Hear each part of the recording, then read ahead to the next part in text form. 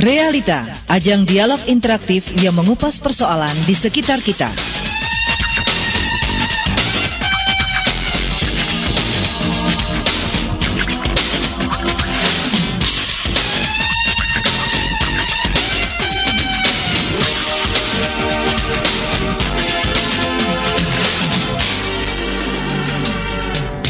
Selamat pagi saudara pendengar dimanapun Anda berada. Senang sekali saya Happy Budi hadir kembali menemani Anda dalam program Dialog Interaktif Realitas.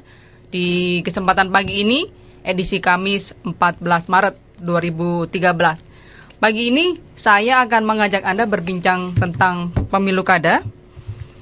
Ya, dalam topik pemilu kada dalam perspektif pemuda.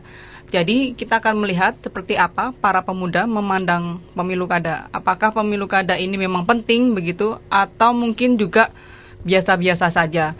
Dan kita juga akan melihat seperti apa peran dari pemerintah, khususnya dalam hal ini pemerintah Kota Malang untuk lebih menyukseskan pemilu kada. Dan juga bagaimana kiat-kiat yang dilakukan oleh KPU sebagai penyelenggara pemilu untuk menyukseskan pemilu kada. Untuk interaktif Anda bisa bergabung di 495-850, di 495-850. Bersama saya Happy Budi, kita akan lanjutkan dialog interaktif realitas setelah yang satu ini.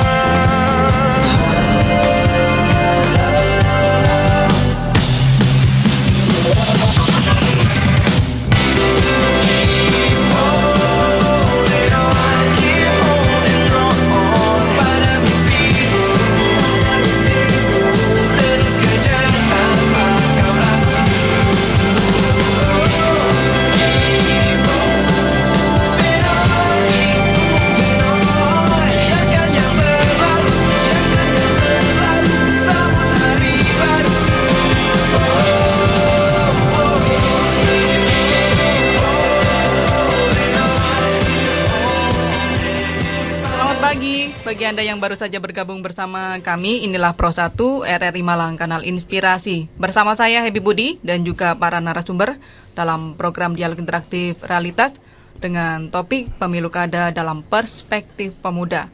Pagi ini yang menjadi narasumber adalah Bapak Nugroho Dwi Putranto. Beliau merupakan kasih publikasi dan dokumentasi bidang informasi publik Dinas Kominfo Kota Malang. Selamat pagi Pak Nugroho. Selamat pagi Ibu. Ya, kabar baik Pak Nugroho? Baik hari ini. Kalau kemarin dan selanjutnya tentu baik ya Pak ya? Selalu dan selalu harus baik dan sehat. Amin. Baik, terima kasih Pak Nugroho. Kemudian satu lagi ada Komisioner KPU Kota Malang, Mas Alim Mustafa. Selamat pagi Mas Alim. Pagi Mbak Evi. Kabar baik nih Mas Alim? Alhamdulillah baik. Iya, ini biasanya kalau proses kayak gini kan sudah mulai dirubungin orang ini ya. Para kontestan gitu ya. Jadi artis. Jadi artis, baik. Moga-moga tetap sehat ini Mas Alim. Alhamdulillah, doanya pokoknya. Oke. Pendengar, dialog ini adalah kerjasama gitu ya antara Kominfo dengan KPU Kota Malang dalam upaya untuk menyukseskan Pemilu Kada Kota Malang yang nanti akan dilaksanakan pada tanggal 23 Mei 2013. Baik, kita akan langsung bertanya kepada Pak Nugroho. Dalam hal ini sebagai pemerintah Kota Malang ya. Iya. Apa yang mungkin sudah dilakukan oleh pemerintah Kota Malang dalam rangka menyukseskan Pilkada ini, Pak?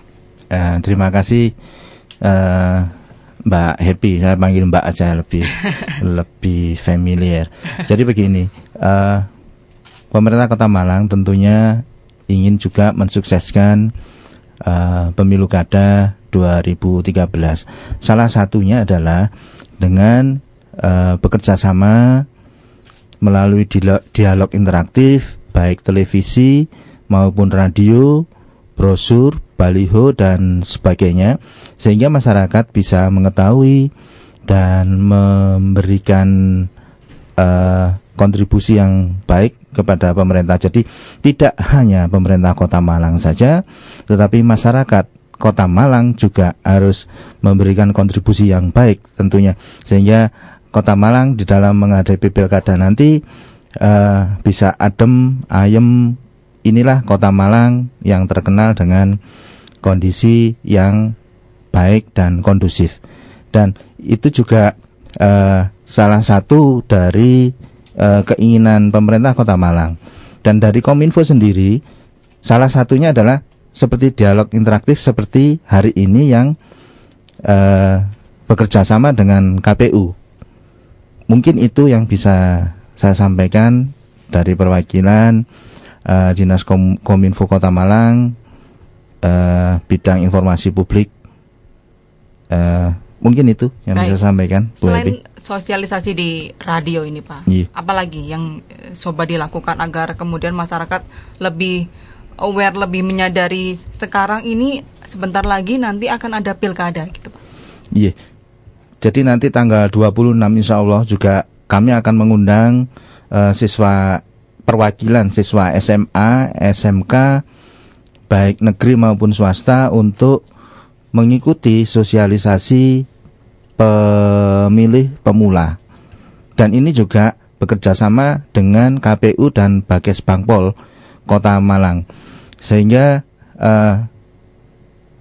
pemilih pemula ini mengetahui hak dan kewajibannya agar waktu pelaksanaan mereka tidak bingung dan tidak mudah disusupi oleh pihak-pihak yang lain. Mungkin yang lain bisa nanti dijelaskan oleh dari KPU, mungkin begitu. Demikian Mbak Evi. Baik ya, kalau menurut Anda ini sebagai perspektif pemerintah ini ya, apa pentingnya begitu kita mempelajari khususnya para pemuda ini, para pemilih pemula agar mereka lebih aware gitu ya terhadap Pilkada ini Pak?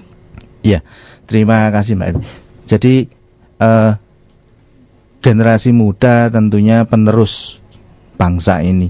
Kalau sejak dini mereka sudah diberi pembelajaran masalah demokrasi, salah satunya lewat Pilkada, tentunya berikutnya tahun-tahun selanjutnya mereka juga sudah punya keyakinan dan punya kemantapan hati bahwa mereka adalah penerusnya. Jadi dengan anggapan bahwa mereka tidak akan mudah disusupi oleh paham-paham yang lain, sehingga negara ini juga lebih aman, terutama Kota Malang yang sudah terkenal dengan penduduknya yang kondusif dan dinamis. Baik. Ya, sejauh ini kalau kemudian kita lihat ini adalah upaya-upaya yang konvensional gitu ya Pak. Yeah. Nanti saya juga akan tanya apakah ada upaya-upaya lain yang tidak konvensional, yang di luar mainstream, out of box, misalnya melalui media-media sosial media seperti mungkin Twitter, Facebook. Apakah ini juga dibuat begitu? Tapi nanti dulu Pak ya jawabannya. Kita ke Mas Salim dulu ini, Mas Salim, terkait dengan data pemilih pemula yang dimiliki oleh KPU sejauh ini gimana? Apakah kalau tadi disampaikan bahwasanya pemilih pemula merupakan sebuah potensi besar begitu dalam menyukseskan Pilkada Kota Malang. Iya, makasih Mbak Ebi. Tentang peran pemuda ya, ini kalau kita merunut pada sejarah berdirinya Republik ini, memang tidak lepas perubahan-perubahan itu digawangi oleh para pemuda. Contoh tahun 1900-2008 atau mungkin Budi Utomo juga, bahkan yang terakhir masa reformasi adalah dipelopori oleh pemuda. Ini menunjukkan bahwa konstelasi politik kita itu tidak lepas dari namanya pemuda. Namun yang menjadi catatan saya, biasanya pemuda berperan sebagai pendobrak. Untuk mendominasi selanjutnya biasanya agak berkurang. Nah ini perlu semacam dorongan dari pemerintah agar ada ruang yang cukup leluasa untuk pemuda ini juga beraktivitas di ranah politik dalam rangka untuk mengawal kebijakan-kebijakan penting. Nah, momen ini mungkin sangat berkaitan dengan pemilu ya. Pemilu. Jadi kalau kita ngomong pemilu, secara pemilu di Indonesia itu pertama tahun 55 pasca kemerdekaan. Itu pun kemarin ketika saya memberikan pendidikan pemilih di beberapa pertemuan itu saya katakan syarat untuk melaksanakan pemilu itu apa sih? Saya pengen mengajak para pemuda itu ingat sejarah berdirinya Indonesia dulu. Jadi negara itu bisa mengadakan pemilu kalau sudah merdeka. Hari-hari ini kita sudah lupa kalau kita sudah merdeka gitu. Makanya ketika banyak pasca reformanya banyak paham-paham yang mungkin agak bertentangan dengan Pancasila masuk ideologinya masuk Indonesia, ini membuyarkan kerangka acuan yang sejarah berdirinya Indonesia ini. Makanya ini sangat berpengaruh pada tingkat partisipasi pemilih pada pemilu nanti. Kalau kita pahami pemilu adalah instrumen demokrasi dalam rangka untuk mengatur suksesi satu kekuasaan. Jadi untuk merebut kekuasaan ada macam-macam toh. Ada yang melalui subversi, ada yang melalui macam-macam itu. Yang paling yang sah menurut undang-undang kita adalah melalui pemilu ini. Melalui pemilu, ya. Bukan kudeta gitu ya. Bukan kudeta. Makanya pemuda harus mulai memahami, karena hari ini kita katakanlah apolitik pun atau menghindar dari politik, kita pasti akan terkena dampaknya. Daripada itu ya kita harus melek terhadap dunia politik, termasuk pemilu. Karena ini adalah ruang gerbang pertama untuk menentukan nasib diri kita ke fase berikutnya. Nah, ini sudah diawali oleh pemuda yang seperti saya ceritakan tadi. Nah, terkait dengan pemilu kada Kota Malang, kita KPU Kota Malang yang diajak kerjasama dengan Infocom memang hari-hari ini kita konsentrasi pada pemilih pemula yang saya kira cukup banyak. Kalau nilainya di persentase saya memang belum punya data itu. Kalau daftar pemilih ada, tapi belum saya persentase itu. Tapi kalau ngomong pemuda kan pasti usia produktif ya, dan pasti banyak. Nah, sasaran kita yang lebih spesifik lagi adalah pemilih pemula. Pemilih pemula. Kalau yang sudah biasa memilih kan saya yakin sudah paham ya. Tapi bagi pemula ini bagaimana sih pentingnya pemilu itu apa sih? Ini yang perlu ditanamkan pada adik-adik kita. Apakah dengan kita golput itu misalkan akan menjadi lebih baik, atau kita berperan aktif itu malah membuat support lebih baik? Ini harus dipahamkan. Jadi karena pemilu sebagai ruang aktualisasi politik terkait penggunaan hak politik bagi setiap warga. Baik. Maka saya harapkan ini digunakan sebaik-baiknya. Oke. Baik, kita ke pendengar dulu ya. Oke. Pak Nugroho dan juga Mas Salim.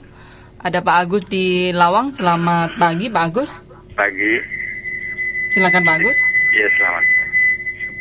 Saya melihat pembaruan, jadi merubah dari sejarah sampai ke kota di mana kita membutuhkan dana. Karena dari desa kita datang ya.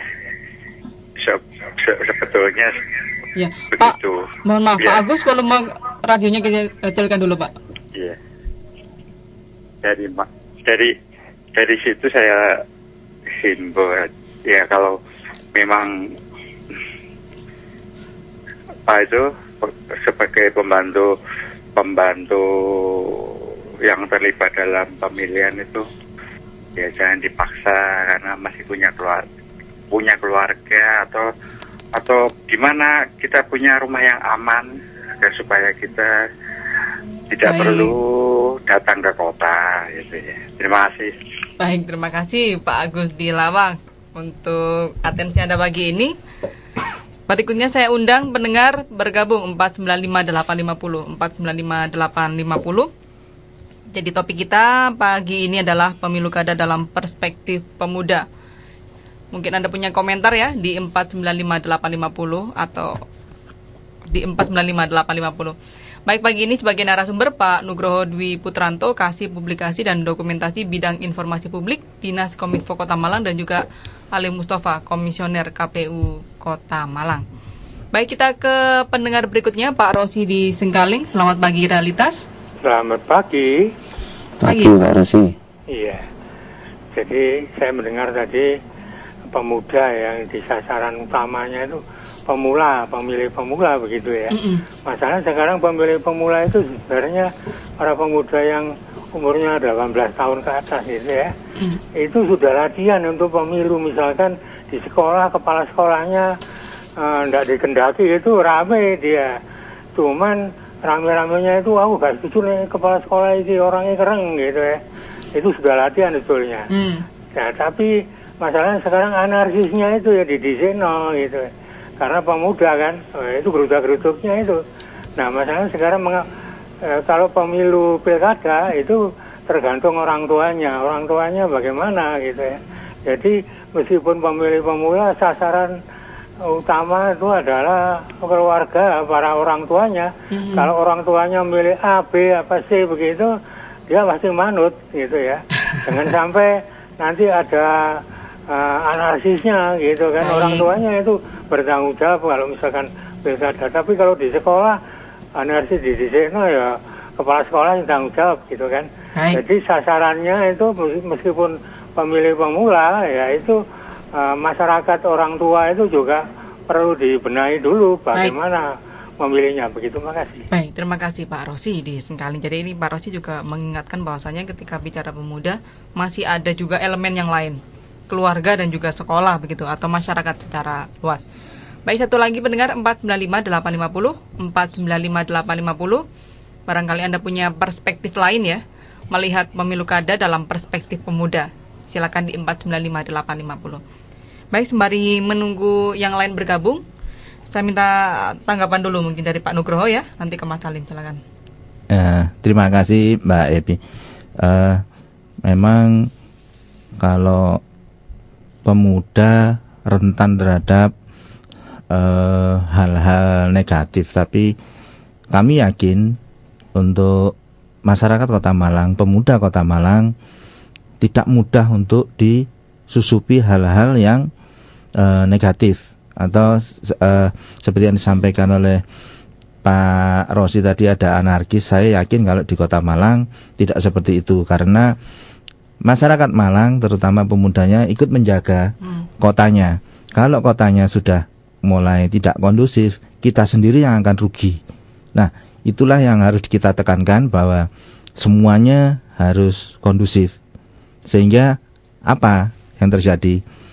Masyarakat bisa bekerja dengan baik, bisa sekolah dengan baik, Nah, hal-hal seperti itulah yang harus kita tekankan kepada pemuda di kota. Tentunya tidak hanya pemuda saja, Mbak Ebi ya, tapi pemudi juga. Nah, hal seperti itulah, monggo kita bareng-bareng membangun Kota Malang dengan baik. Mungkin itu, Mbak Ebi. Ya, Mas Salim. Iya. Terkait dengan pemuda, memang kita tidak bisa berdiri sendiri ya. Jadi kita memang selalu berhubungan dengan elemen yang lain, Mbak Ebi ya. Jadi memang sasaran hari ini memang pemilih pemula, tapi banyak komunitas-komunitas atau organisasi pemuda yang mungkin harus disasar oleh stakeholder pemilu. Sekolah, katakanlah, terus organisasi kepemudaan kayak Karang Taruna, saya kira punya peran penting. Kemudian di organisasi kesiswaan, atau mungkin di kayak organisasi pemuda yang mungkin di kampus misalkan itu. Ini memang memiliki peran penting dalam rangka untuk menyiapkan calon-calon pemilih yang nantinya berkualitas. Jadi sasaran kita memang adalah untuk menciptakan pemilu yang berkualitas. Salah satu yang disasar adalah diawali dengan bagaimana memberikan pendidikan pemilih kepada pemilih pemula ini yang baik dan benar. Kalau saya bikin tagline itu, ya gunakan hak pilih Anda secara bertanggung jawab. Artinya kalau kita bertanggung jawab terhadap pilihan kita, tentu kita tahu konsekuensinya. Kalau katakanlah memilih orang yang tidak tepat, otomatis akan berakibat tidak baik pula pada kota kita atau mungkin wilayah kita. Ini yang mungkin harus kita dengungkan, bahwa menggunakan hak pilih itu kita harus bertanggung jawab itu. Saya beberapa hari lalu baca pendapat dari MUI terkait dengan penggunaan hak pilih ini.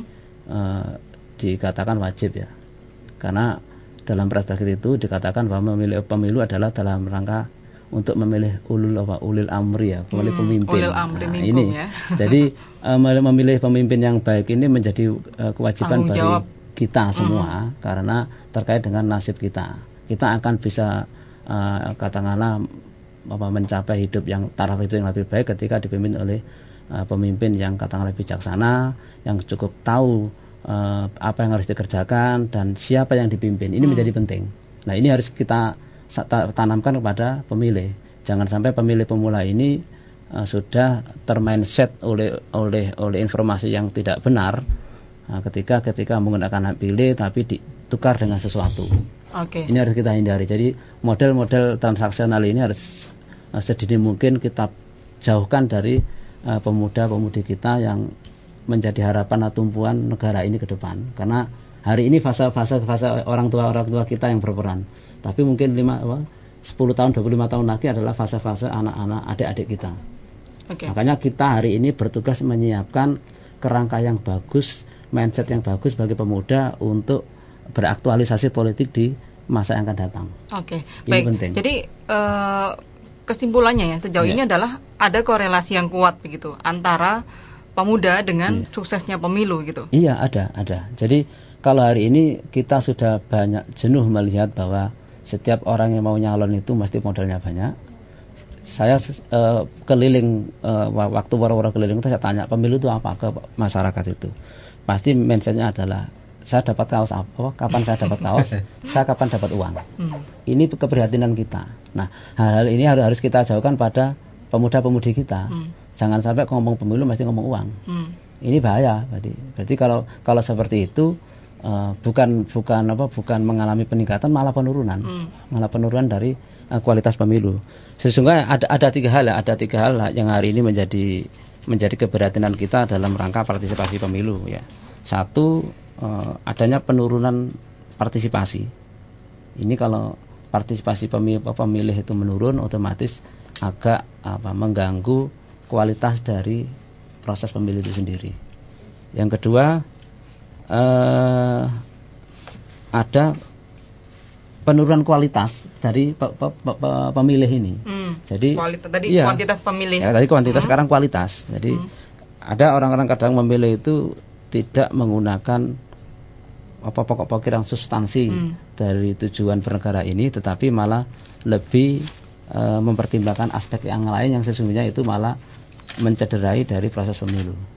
Yang selanjutnya adalah partisipasi yang terbatas. Orang sekedar dia pokok milih, yang lainnya saya nggak mau tahu. Ini juga kita harus prihatin.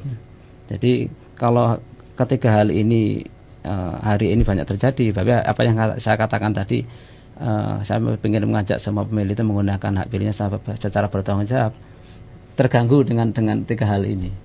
Ini menjadi catatan kita semua, baik pemerintah, masyarakat, dan kita semua.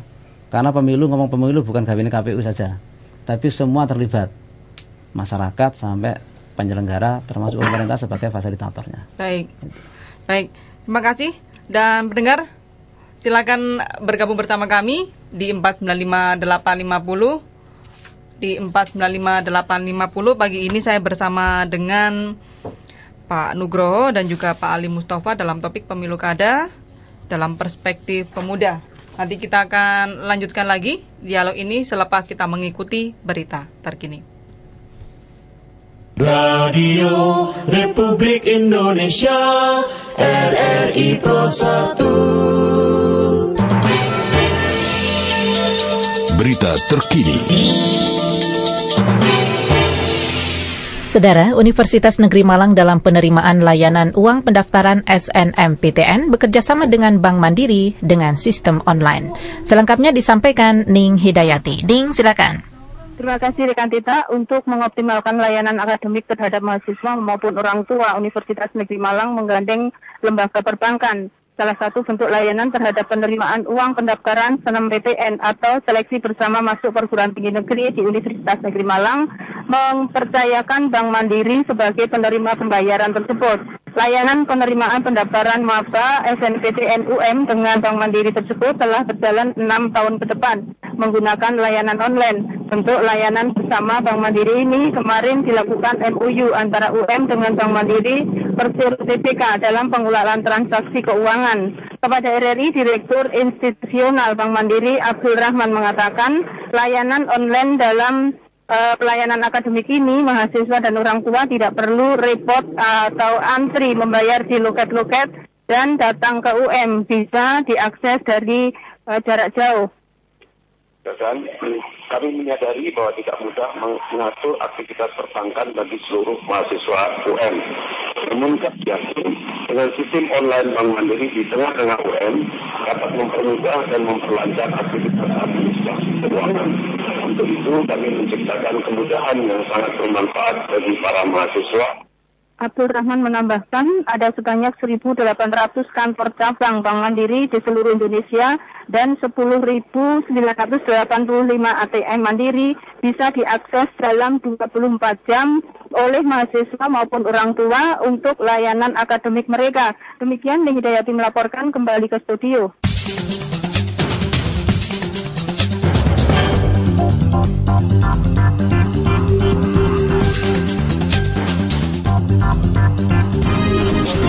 Pro 1, Kanal Inspirasi.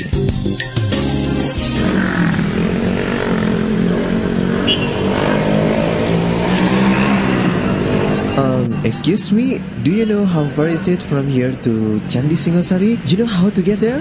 Yes sir, I know. Tuh, gimana nih kalimatnya ya? You can go right, then left. Sorry, do you hear me? Do you know what I say? I mean, I want to go to Candi Singosari. Yes, I know.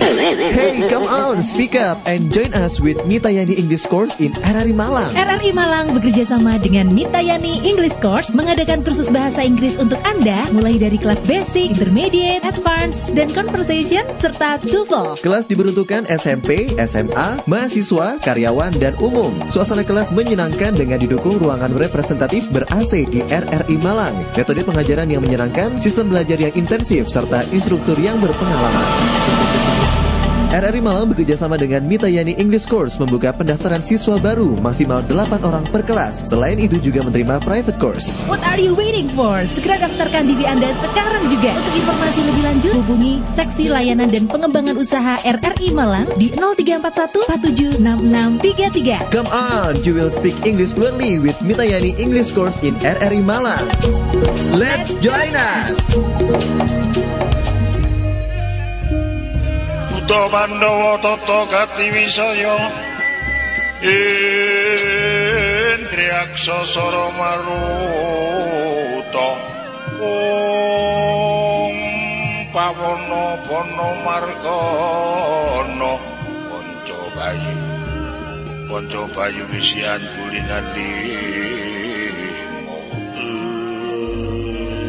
Grigah medul saka ing tengahing segara bocah bajang rangkang-rangkang pentasana ing samudra saya gedhe yaiku kang kena diarani kama salah dadine saya gedhe sagunung anakan yaiku kang diarani Bathara Kala Mula ayu diruwat lumantar RRI Malang kanthi kidalang Haji Ernawan AA. Ikuti ruatan massal RRI Malang Minggu Kliwon 30 Juni 2013 pukul 8 pagi hingga selesai. Tempat di halaman RRI Malang, Jalan Candi Panggung 58 Malang. Biaya pendaftaran Rp500.000. Informasi lebih lanjut hubungi Seksi Layanan dan Usaha RRI Malang, Jalan Candi Panggung 58. Telepon 0341 476633. Terima kasih pendengar bagi Anda yang baru saja bergabung bersama kami dan bagi Anda yang sudah bergabung bersama kami juga. Pagi ini Dialog Interaktif Realitas mengambil topik pemilu kada dalam perspektif pemuda bersama dengan narasumber Bapak Nugroho Dwi Putranto, Kasih Publikasi dan Dokumentasi Bidang Informasi Publik Dinas Kominfo Kota Malang serta Ali Mustafa, Komisioner KPU Kota Malang. Bagi Anda yang tadi belum sempat bergabung, kami persilakan kembali 495-850 di 495-850. Baik, kemudian saya lanjutkan lagi ke Pak Nugroho. Ini terkait dengan banyak cara begitu ya Pak yang bisa dilakukan agar bisa mengambil hati para pemuda ini, khususnya para pemilih pemula ini. Biasanya mereka bermain-main atau mungkin juga mengaktualisasikan diri di dunia maya melalui media sosial begitu. Apakah juga dalam hal ini Pemkot Kota Malang memfasilitasi mereka dengan membuatkan fasilitas agar bisa dijangkau oleh mereka? Tapi nanti Pak, kita ke pendengar dulu ya. Ada Pak Gus Pandi di Kedaung. Selamat pagi Realitas. Assalamualaikum. Waalaikumsalam. Narasumber yang saya hormati ya. Ya, judul ini saya kira bagus sekali ya kalau itu bisa sampai ke pemuda itu sendiri gitu ya. Karena begini, selama ini pemilu di Malang khususnya ya, 5 tahun yang lalu saja kayak begitu ya kan. Sekarang ini sudah ada benih-benih ke sana gitu ya. Misalnya ketidakjujuran mempergunakan bantuan sosial ya. Ya dulu memang incumbent, tapi sekarang juga incumbent juga dalam konteks relasi. Ini tidak boleh terjadi seharusnya.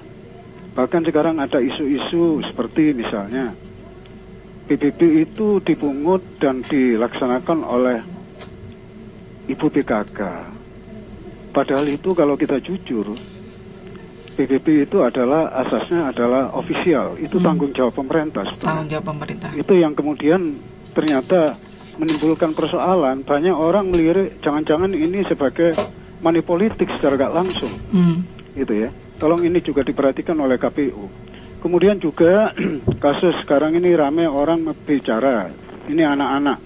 Nanti di sekolah itu akan diberikan sepatu katanya. Katanya sepatu yang ada selama ini tidak memadai untuk mencerdaskan. Tapi itu juga orang sudah melihat, karena masyarakat juga sudah berpengalaman berkali-kali. Itu ujung-ujungnya ya money politik juga, dengan mempergunakan APBD, APBN, dan seterusnya. Nah, oleh karena itu saya berharap ya, saya kira karena anak muda ini adalah pengganti kita nanti semua ya, supaya mereka bisa melakukan pilihan terhadap pimpinan daerah itu lebih baik gitu loh, yang mampu memberikan kesejahteraan kepada masyarakat Kota Malang khususnya. Jadi kalau seperti ini, saya kira ini kan sulit ya untuk memilih yang baik itu kalau cara yang selalu diajarkan oleh orang tua kita itu tidak baik. Nyatanya begini, tingkat nasional ya, politikus muda ini banyak terjebak ke dalam korupsi. Ya, walaupun ini belum disidangkan seperti Anas Urbaningrum. Ya, Andi ini orang pinter sebetulnya. Baik, singkat ya Pak ya. Kemudian juga ada lagi Nasaruddin. Ada macam-macam. Ini semua korban dari cara kita melaksanakan pemilu yang tidak fair, yang tidak independen. Baik, Pak Kusmandi. Malang harus lebih bisa baik dihindarkan itu supaya masyarakat kita ini lebih rasional lah di dalam memilih. Karena itu tugas Panwaslu seperti kapan hari itu ya. Itu yang pertama yang bergantung. Saya ingin menanyakan kepada Kominfo ya. Pak, saya juga kaget sampai sekarang ini selama 10 tahun ini ya, kepemimpinan Pak Penny ini gak ada laporan keuangan yang terpublikasi dengan benar.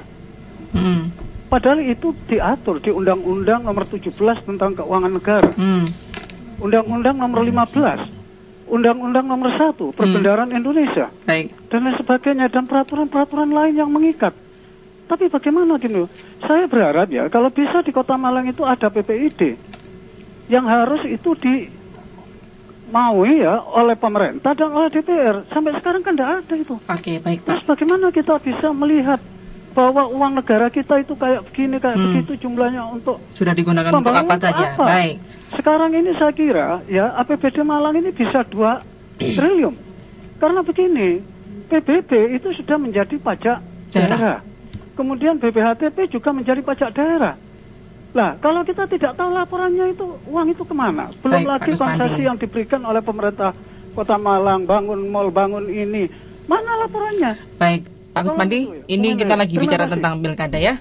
Baik, jadi nanti boleh lain kali kita akan bicarakan lagi terkait dengan transparansi begitu ya.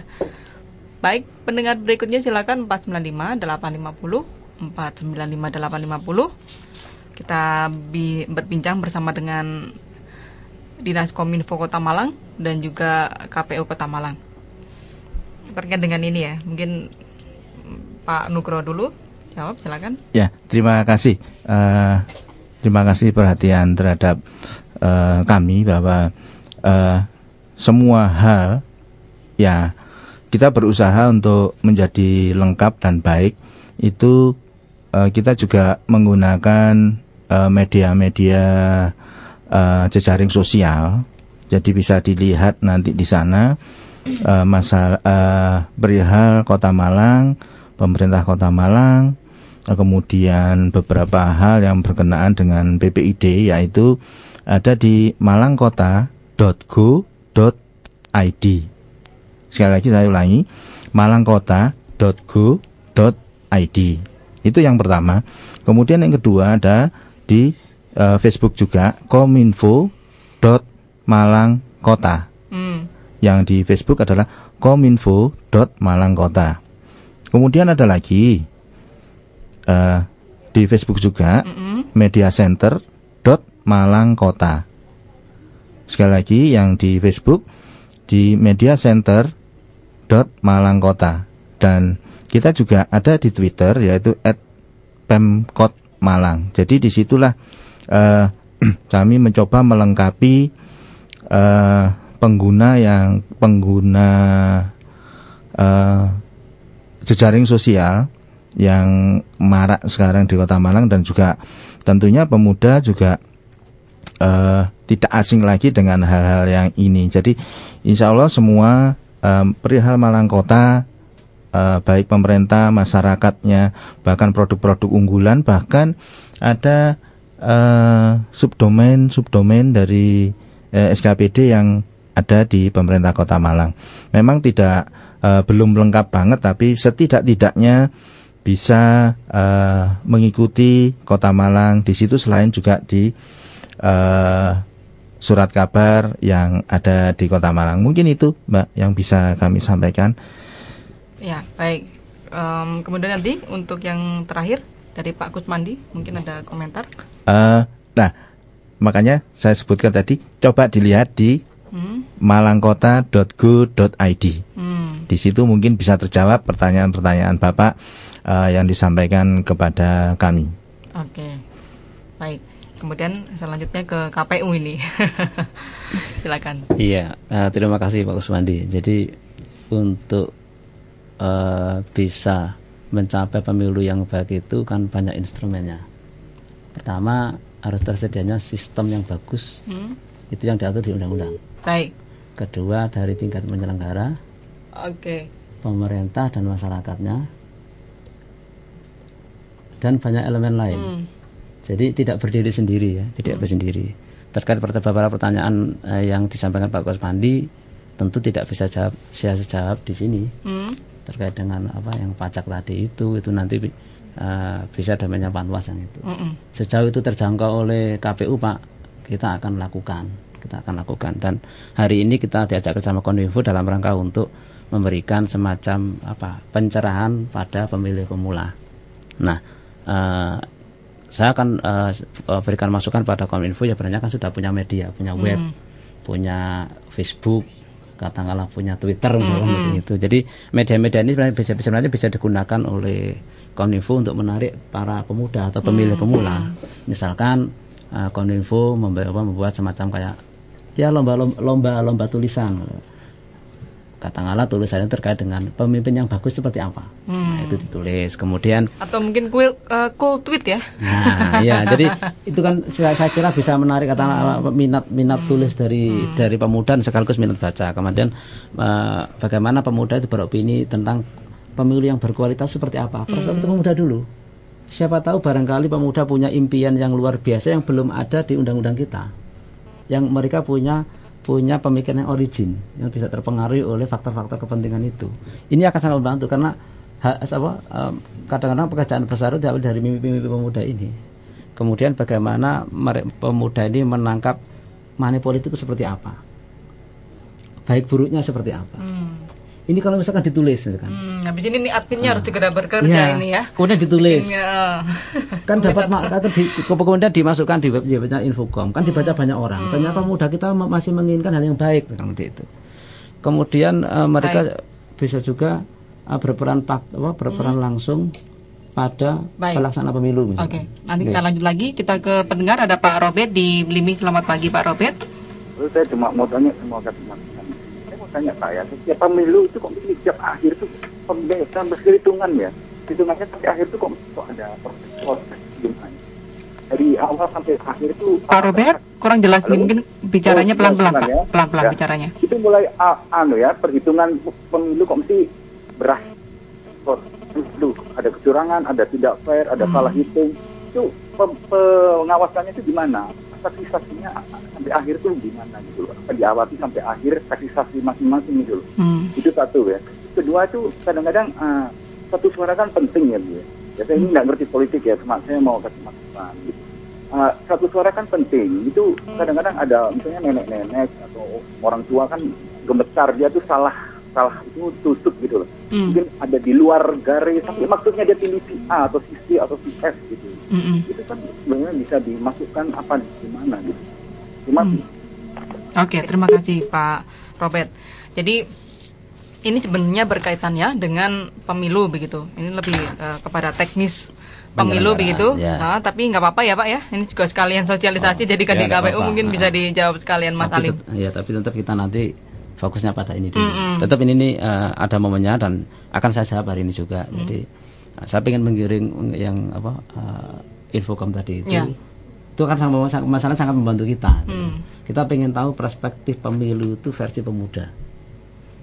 Cara memilih pemimpin yang baik itu versi pemuda. Kemudian biasa juga kalau ada komunitas yang suka musik, kenapa Infocom juga tidak memfasilitasi di sana misalkan. Atau mungkin ke Sebang atau ini. Karena pemuda kan mempunyai kegemaran beda-beda ya. Ada yang senang nongkrong di pinggir jalan sekedar ngobrol, itu bisa dimasukkan katakanlah musik-musik musik country misalkan itu. Atau lomba lukis misalkan. Lomba lukis atau lomba majalah dinding terkait dengan aspirasi pemilih misalkan itu. Saya pernah mengikuti kegiatan di KPU provinsi itu yang menggandeng semua SMA favorit di Surabaya, se-Jawa Timur, itu dalam rangka lomba karikatur pemilu. Hasilnya bagus-bagus. Mereka punya sudut pandang sendiri bagaimana mengawal pemilu dengan baik, dengan sindiran-sindiran yang ada di karikatur itu. Dan ini memang kalau katakanlah KPU sendiri yang garap, nggak cukup waktunya. Nanti malah kita sibuk di lomba, lupa malah dikerubutin sama kontestan ya. Iya. Kemudian bisa juga pemuda itu langsung berpartisipasi langsung, misalkan jadi pengawas. Kalau pengawas atau minimal jadi pemantau. Pemantau lah ya. Pemilu, pemantau. Ya. Kalau pengawas minimal harus umur 25 tahun masalahnya. Ini ada ruang-ruang publik yang bisa dimasuki oleh pemuda ya. Baik. Ini harus digunakan oleh pemuda dan kita sebagai orang tua wajib memfasilitasi itu. Baik, kita ke Bantul. Ada Pak Hasan Sujai. Selamat pagi Pak Hasan. Assalamualaikum warahmatullahi wabarakatuh. Waalaikumsalam. Kembali pada kanal. Nah ini mengenai pilkada ya, baik dari pilkada, caleg dan sampai seterusnya ya. Jadi di sini memang pemuda itu memang mempunyai dominan Pak ya. Memang saya mendukung Bapak ya. Sebab pemuda itu banyak peluang ya Pak, banyak peluang. Jadi peluang untuk bisa digerakkan dari tingkat Pildes saja itu pemuda ya dominan. Sebab pemuda mempengaruhi. Pemuda ini kan ada yang pemuda yang berkeluarga ya. Namanya pemuda itu kan umurnya itu kadang-kadang 40 ya, termasuk kategori pemuda ya. Nah itu pengaruhnya memang besar hal ini dalam hal untuk menjaring perekrutan. Karena itu mungkin calon-calon itu biasanya kan sekarang itu ya muda-muda. Bahkan banyak kalangan tua itu yang menginginkan orang-orang yang muda memimpin barang ini ya. Nah, mengenai ini main uang itu kita itu bicara sudah tidak bisa dicegah lagi Pak. Karena Pak sistem ya kita itu dalam demokrasi itu secara langsung dan tak langsung. Nah ini yang secara langsung itu memang berpotensi seperti sekarang ini. Walaupun kita bicara money uang itu dihadapinya Pak ya. Sebab Pak, kalau kita ketahui bahasa calon misalkan memberi kepada calon memberi kepada yang akan dicalonkan itu ya. Itu kalau kita bahasa itu memang itu ada. Nah sekarang itu sampai ke tangan 1, kedua, ketiga, keempat, nah tidak bisa dilacak. Nah untuk memberi uang itu diberikan berupa barang dan lain sebagainya. Ini yang memang sistemnya itu, sehingga sistem kita itu selalu biaya tinggi, apa itu untuk pildes, wali kota dan lain. Nah ini yang harus dirubah ya memang sistemnya itu, undang-undangnya itu, yang itu. Hal ini juga misalkan pilcaleg itu banyak yang merugikan masyarakat kecil Pak ya. Nah, dan merugikan calon yang begitu banyak uangnya itu, membiayai biaya yang banyak. Ya memang yang langsung dan yang tak langsung ini perlu dipertimbangkan. Ini terima kasih. Baik, terima kasih Pak Hasan Sujai. Jadi sejauh ini memang praktik money politik masih mewarnai pemilihan umum kita ya, mulai dari pilkades hingga mungkin pilpres gitu sampai paling tinggi begitu. Baik, dilanjutkan dulu Mas Salim, ini terkait dengan tadi sudah masukan-masukan ya yang dicoba digelontorkan untuk Kominfo. Kemudian sekalian juga menjawab dari Pak Robert dan juga Pak Hasan Sujai. Ya, terkait dengan masukan atau pertanyaan Pak Robert, kok setiap pemilu waktu penghitungan suara pasti ramai. Katanya gak jujur lah, katanya suaranya hilang. Nah, ini saya ingin menekankan dalam pemilu itu ada 3 aspek yang bersentuhan langsung. 1 penyelenggara, 2 pengawas, dan kontestan. Kalau ketika lembaga ini siap, ketika elemen ini siap, saya siap dengan semua pirantinya. Saya yakin yang dikhawatirkan tentang kecurangan dan tadi itu bisa terkurangi. Misalkan untuk calon kayak kepala daerah ini juga sebaiknya dengan mereka juga membangun sistem yang bagus sampai ke bawah, sampai ke tingkatan TPS. Siapkan saksi-saksi yang berkualitas, yang pinter, yang paham terkait dengan pungut hitung ini. Jangan sampai nanti saksi itu tahunya datangnya terakhir minta catatan laporan dari KPPS, sehingga tidak tahu prosesnya bagaimana. Ini juga punya potensi sehingga ada ketidakpercayaan dari calon lain misalkan. Kedua, dalam pemilu juga dibutuhkan mental siap menang siap kalah. Saya yakin misalkan semua itu bersepakat, kata kontestan, Pak, ayo kita mengawal pemilu ini agar berkualitas dan baik misalkan. Mereka harus berperan itu.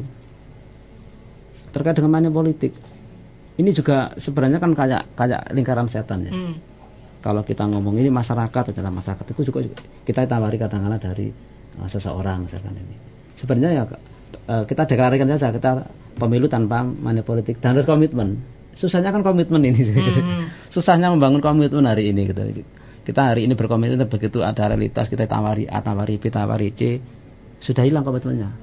Ini akhirnya mengganggu ketika ada seseorang yang yakin menang melalui lembaga surveinya atau mungkin melalui sudut pandangnya dia, begitu realitas dihitungan dia kalah sehingga munculnya ketidakpuasan itu. Dan memang itu ada difasilitasi oleh undang-undang.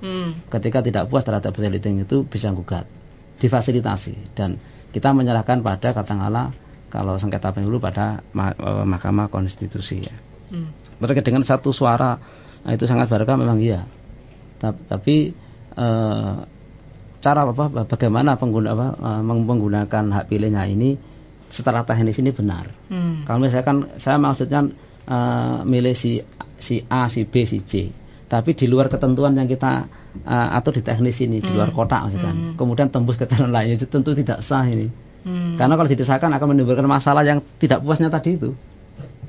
Makanya pemilih pun harus paham bagaimana menggunakan hak pilihnya, di mana yang harus diconteng atau dicoblos ini. Nah, kemudian terkait dengan Pak Hasan. Jadi ini untuk terkait dengan ini juga perlu nanti sosialisasi yang betul-betul. Jadi mungkin bulan-bulan 5 KPU Kabupaten Malang akan menyelenggarakan sosialisasi terkait dengan teknis pemilihan ini. Khusus ini karena kalau hari-hari ini Dianu mungkin agak lupa nanti. Mendekati 1 bulan sebelumnya kita gelontor itu. Jadi kalau yang disampaikan Pak Hasan saya sepakat. Jadi sistem kita harus kita perbaiki, undang-undang kita harus kita perbaiki, bagaimana membuat sistem pemilu yang bagus, yang bisa diterima oleh semua pihak, dan para stakeholdernya juga harus menambah kualitasnya, kualitas dari kapasitas dari masing-masing stakeholder ini juga perlu ditingkatkan, juga masyarakat.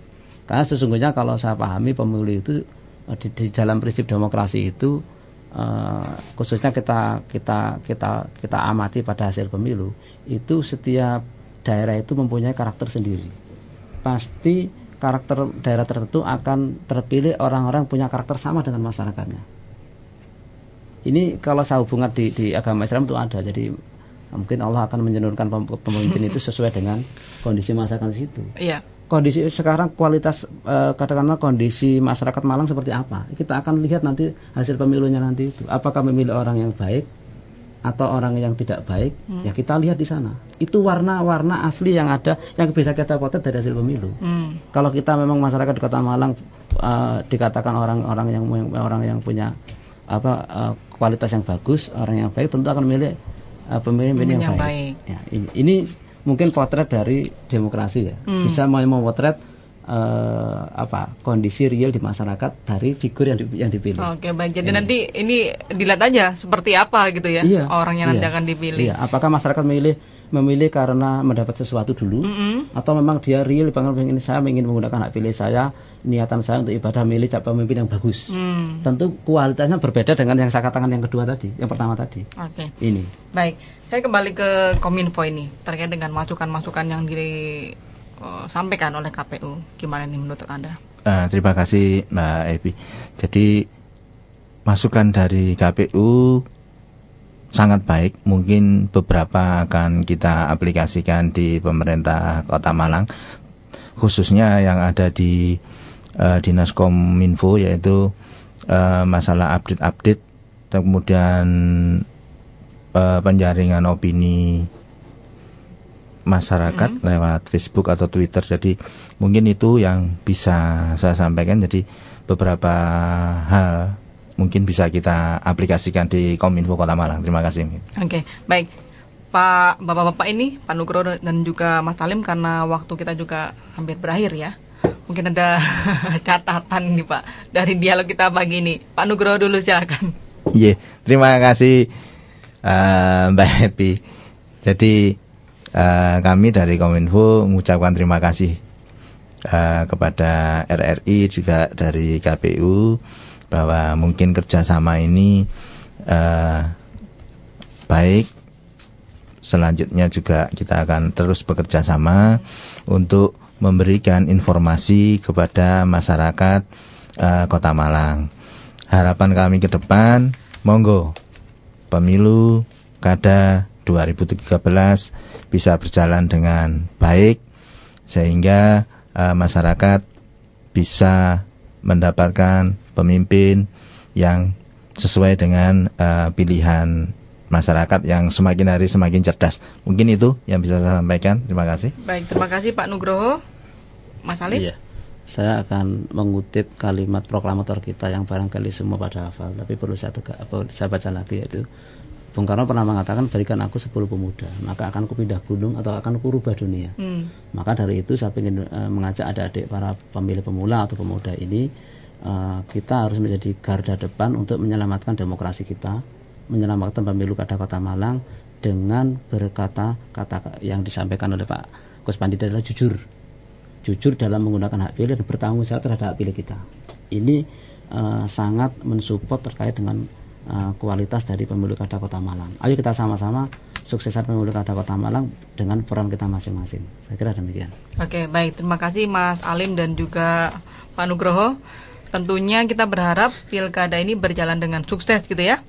Baik, ya, makasih. Selamat kembali bertugas Bapak-Bapak.